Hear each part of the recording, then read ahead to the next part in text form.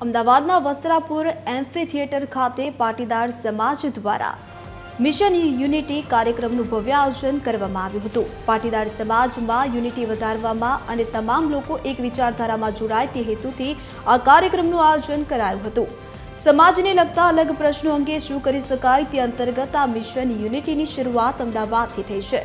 ત્યારે આ મિશન થકી વિશ્વમાં પાટીદાર સમાજ સામાજિક અને રાજકીય રીતે સંગઠિત થાય એવો ઉદ્દેશ્ય આ મિશનનો છે। પાટીદાર સમાજ દ્વારા આયોજિત કાર્યક્રમમાં પાટીદાર સમાજની અલગ અલગ સંસ્થાઓના આગેવાનો, એસપીજી અધ્યક્ષ લાલજી પટેલ અને રાજકીય પક્ષના નેતાઓ સમાજના આગેવાનો હાજર રહ્યા હતા। તો પાટીદાર સમાજના આગેવાનો દ્વારા સમાજના વિવિધ પક્ષો અંગે પ્રશ્નો અંગે ચર્ચા કરાઈ હતી।